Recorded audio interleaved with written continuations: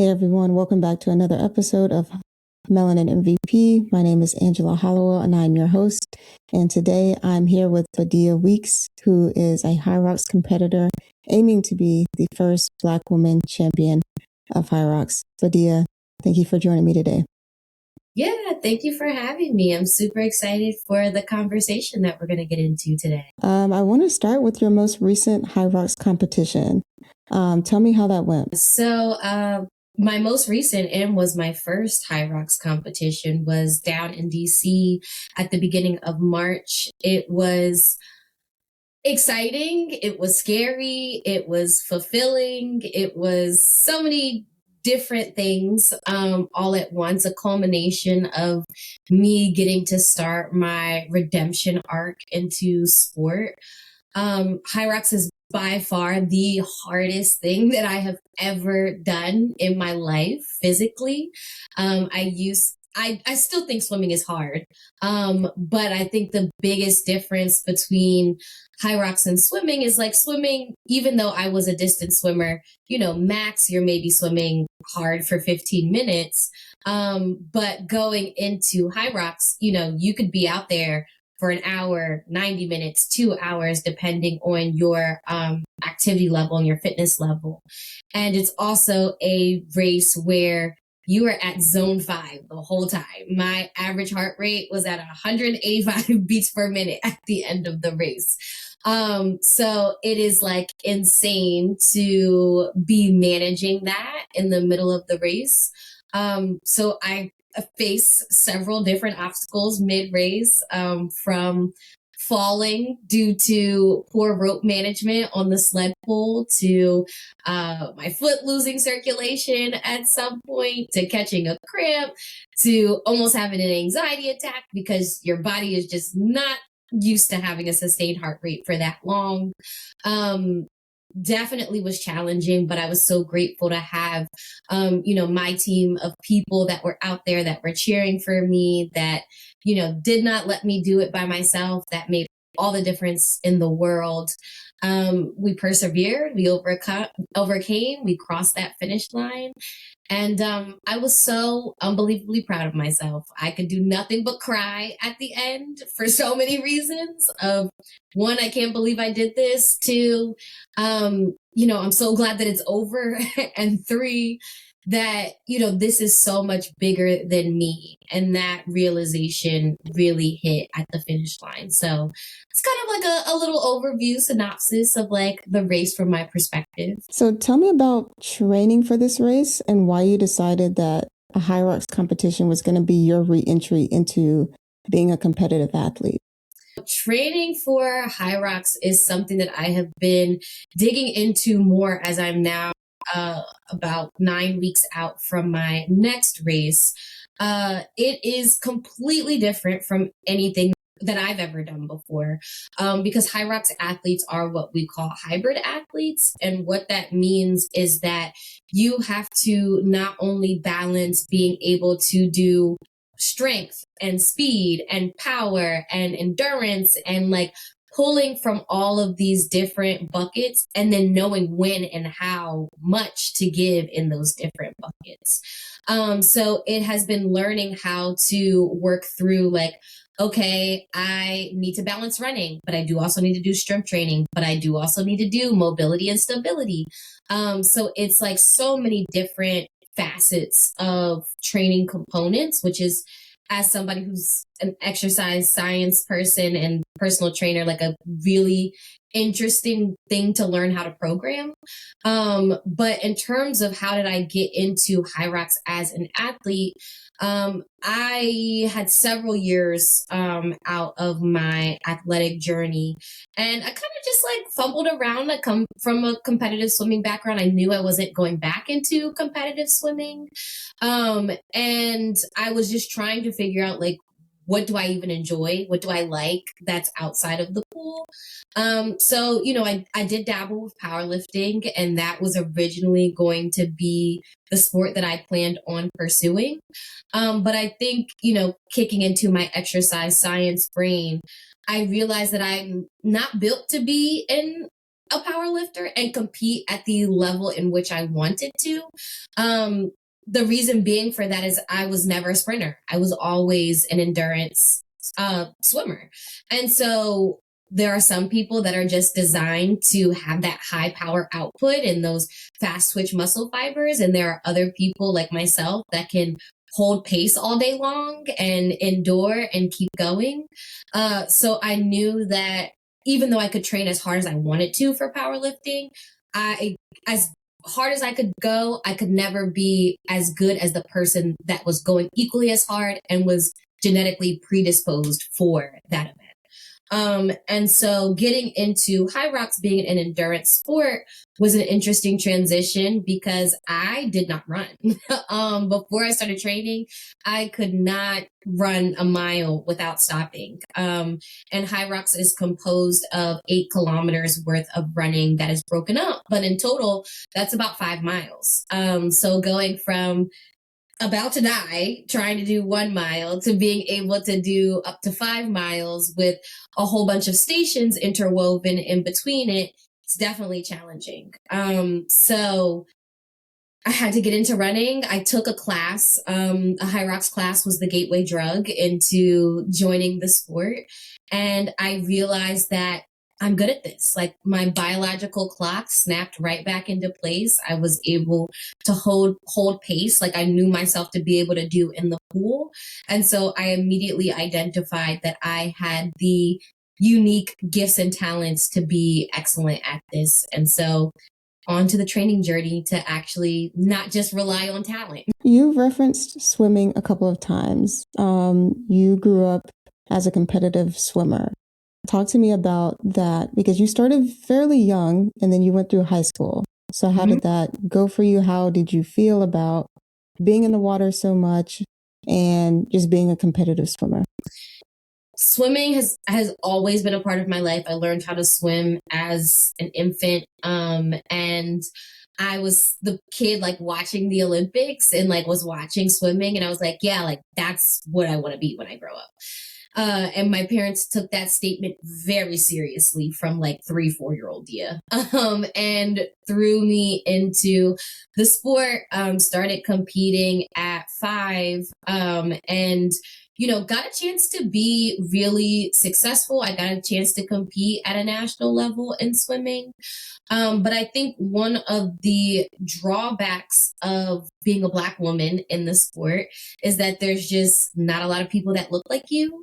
I was blessed to be able to be a part of one of the only predominantly Black swim teams that I know of with a predominantly Black coaching staff, PDR based out of Philadelphia.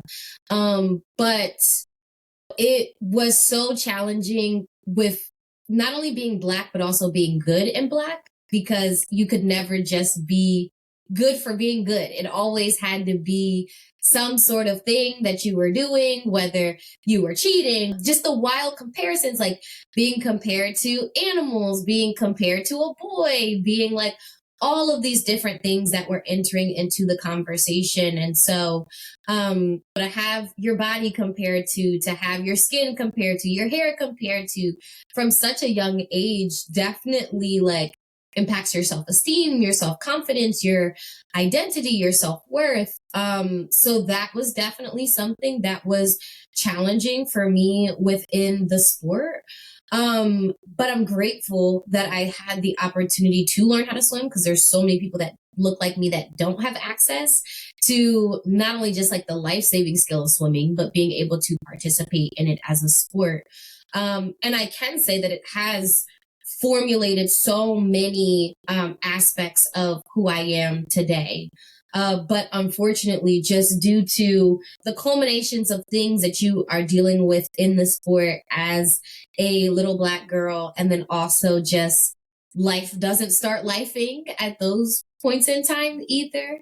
I just was not in a good space with my mental health to be able to continue through college, continue through chasing after a professional career in the sport of swimming. In terms of like choosing a college and choosing a degree program, how early in that decision-making progress or process did you know that you weren't going to choose a college based on the swim program? Definitely going into my sophomore year of high school.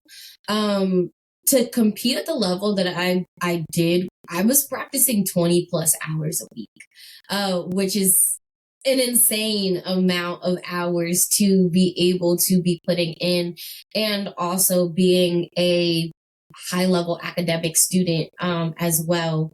And so just thinking about the longevity of being a swimmer, which thankfully swimming is a sport you can do for the rest of your life. But I think one of the advantages that I had just in life is not going to college and being so focused on sport.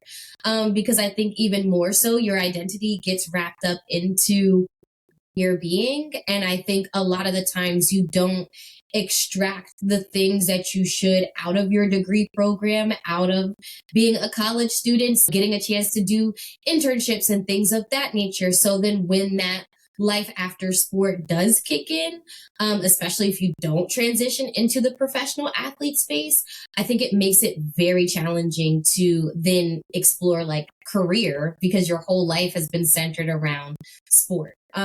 So while it would have been amazing to participate in college and then have that one track lead right into professional level sport, I'm actually really grateful for the fact that I got a chance to focus on just being an academic and just focus on the tools that I need to be able to build not only my career, but build my life beyond sports. So many athletes that go to college and they say, being a professional athlete may not be my next step. But being a D1 athlete, a Division II athlete, that's still a huge deal. And that's still a big part of a lot of people's identity. And so that question of like, if I'm not an athlete, then Right. What am I? And what does this mean for me? How do you feel like you took time away from swimming and time away from being an athlete to kind of develop your identity as a human being and then process all of the things that swimming brought into your life, both good and bad? Life after sport was really challenging. Definitely a significant grieving process, because growing up, I think about all the things that I missed out on because I was swimming so much. Like I mentioned, with practicing 20 plus hours a week, and then you're also, as a kid, you're in school 8 hours a day. That's a lot of your day that is devoted to just like sport and academics. So realizing like all the different extracurriculars that I didn't get a chance to do. Like I'm also a creative, so having to choose between playing instruments and taking vocal lessons and being able to be in musicals and plays and like explore that side of myself, I really had to sacrifice very young. So I wouldn't say that there was resentment, but it's definitely like, dang, I kind of missed out on so many different avenues of who I am that I now have to decide to pursue here in adulthood. But I think also for me, a big part of my story in my struggling with my mental health, I am a suicide attempt survivor. So my freshman year of college, I actually had a suicide attempt, and it is nothing but the grace of God that I'm still able to be here, living, breathing, and doing all of the things. But fitness for me was a huge part of that healing journey, a huge part of being an outlet and a coping mechanism, and really allowing me a safe space to work through my feels. So it was nice to confide in fitness in that way. But it was also just like really strange to have participated in athletics all my life, but be training for something. And so learning how to just like, okay, I'm doing this for sustainability. I'm doing this for the sake of my mental health. I'm doing this for the sake of just like being okay was a really weird transition to from knowing like, oh yeah, I have a meet in 6 weeks. So that was like a wild duality to be able to go through. But I think for me, what I was training for was my life. Like I was training for being able to be okay in my mind and be okay in my body. Cause I'm also somebody that like had to overcome eating disorders and body dysmorphia and addiction and like all of these other things. So like training for me had to become a lifeline. And now that I've gratefully been able to learn how to go from surviving to continuing to learn how to thrive, I now get to refocus that energy in towards training for races again, which is really exciting. I just want to say that you don't look anything like what you've been through. My God. Thank you. That was beautiful and vulnerable. Thank you for sharing that with me. I think the reason that I asked that is because I just know that there are other people that have probably experienced the same thing, but haven't found the words and the language to express how difficult that could be to create an identity outside of being an athlete. And now for you, finding a healthy way back to it, so that you can have a healthy relationship with sports in whatever form that takes, but also a healthy relationship with yourself and with your body. I think that's really important. What does training for competitions now look like from a food and nutrition standpoint? How have you had to adjust to the demands of that? Because a 180 plus heart rate is actually insane. That just feels like your heart beating out of your chest probably for like an hour, which is scary. Maybe call a doctor. I would not be comfortable. Your body needs a lot to fuel that level of energy for a sustained amount of time. I think for me, again, like kind of tying fitness being sort of a lifeline for myself, I think fitness was one of my biggest coping mechanisms to get out of having an eating disorder. So I was somebody who struggled with binge eating and having these oscillations of like not being able to stop eating things and then like starving myself because I'd feel guilty for such things.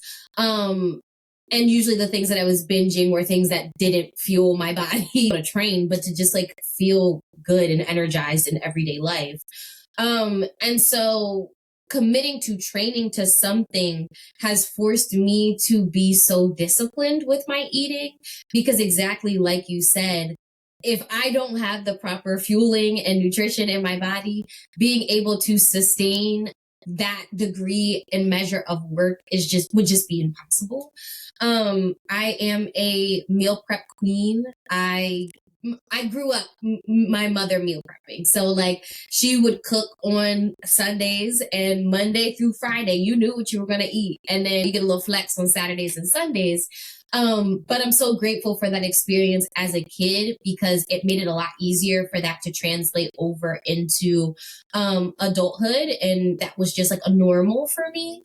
I've made a video on my social media that I've definitely like sustained the ways of the athlete of like eating lots of ground meat, lots of potatoes, sweet potatoes, lots of rice, just because it's easy and simple. And that's hard because I love cooking and I love cooking new things, but just the pace at which I live my life, I have to default to like what's simple, easy, and nutritious.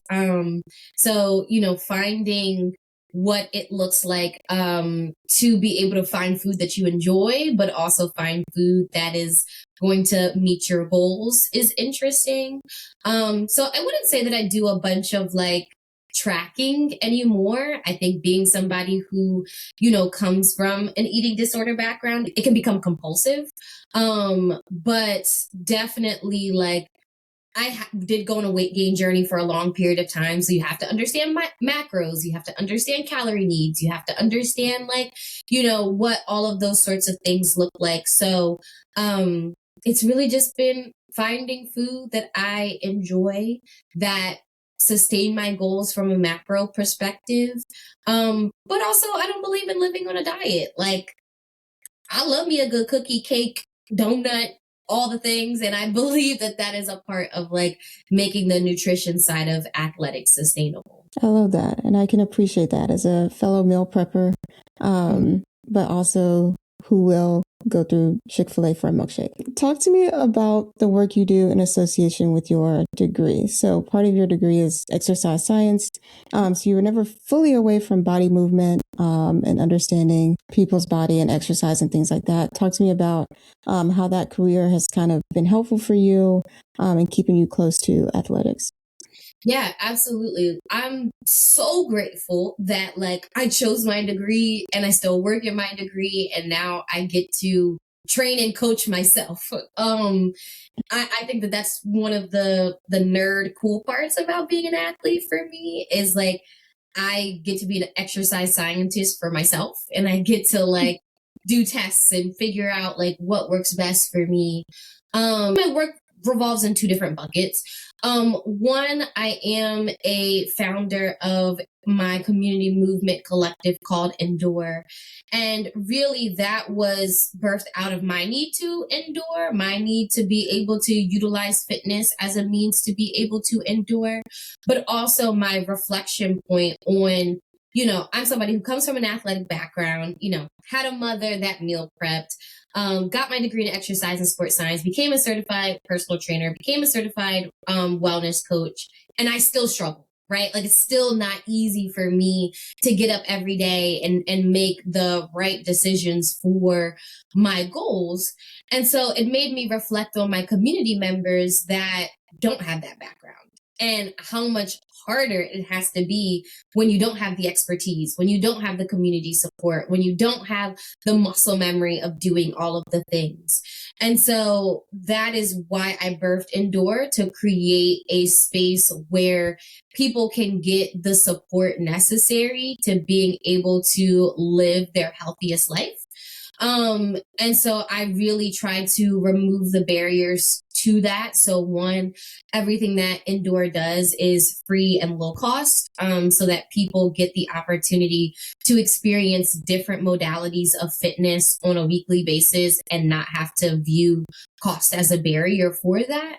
But also providing the social support. So you know that you're going to be plugged into a community of people that are like-minded, that are also on a fitness journey, that are going to care about you, reach out to you, hold you accountable, and things of that nature. And then lastly, like my goal is that you also leave with expertise, like you leave with tangible items that you can take back into we normally have events on Saturdays, so your Sunday through Friday, and be able to emulate those same sorts of things on your own time. That also kind of blends pretty seamlessly into my job, where I work at a company called Fitness Alive, which is a swim school and fitness based company. So there I am one of the directors, and I focus a lot on our community partnerships and community outreach, making sure that our different departments are running effectively and being able to take care of our people the way in which they should be taken care of. I do a lot of like integration of nonprofit work. So I do grant writing, connecting different nonprofits to the resources that we have available, while also exploring funding to be able to make those things sustainable for them. I assist in the program development and things of that nature. I'm really a jack of all trades. I've been at Fitness Alive for the last 7 years, and I've probably worked every single job role. So I really kind of do whatever needs to be done to make sure that success is effective. But where I'm really passionate at right now is the community development work that I get the opportunity to be able to do, with initiatives like me partnering, Fitness Alive partnering with NDURE to host free water safety classes for our community members, and for adults especially, because adults oftentimes don't get resources for things. So yeah, I couldn't do any of those things without having my educational background. So shout out to 16-year-old Dia when she went to college and made a good decision. Shout out to her. Shout out to her. She was doing big things. She was. I want to talk a little bit more about Hyrox as we close out here. I want to hear about your support systems. You referenced a personal support system who was there with you during this event and didn't let you do it alone, which is beautiful. But now I heard through a little birdie called Threads that you also have a professional support system that's helping you advance to your goal of being a champion of Hyrox.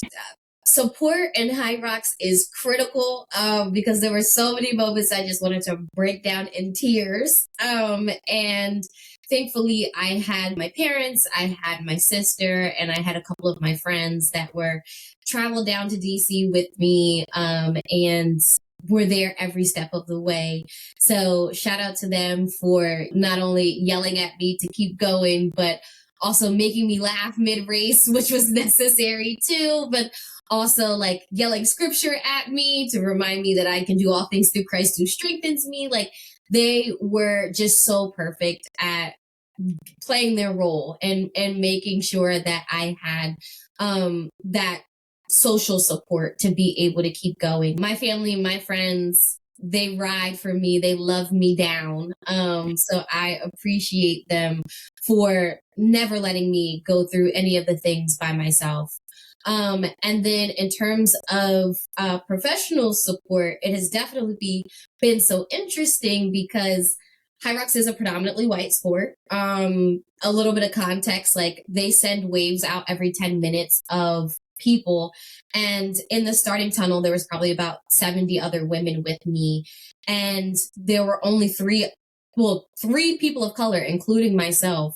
And I was like the one like looked like a Black woman. I can't speak to other people's races, but looked like a Black woman. And that was like shocking to me. But my goal was to show up in the space as being as Black as possible. So I had my Bantu knots, I had my chunky gold jewelry on, I had like gold detailing in my hair. Like I specifically wore a dark royal purple. So I was very intentional about how I showed up for that representation for not only myself, but for others. And that sparked conversation like instantaneously. It was wild to just like be out on the track and then, you know how we do, like, go Bantu Nas, we see you, and blah, blah, blah. And people running past me that are like, I love your hair, I love, how are you looking so good? Like, while your heart rate's at 185 beats per minute. And I'm like, I'm just trying my best.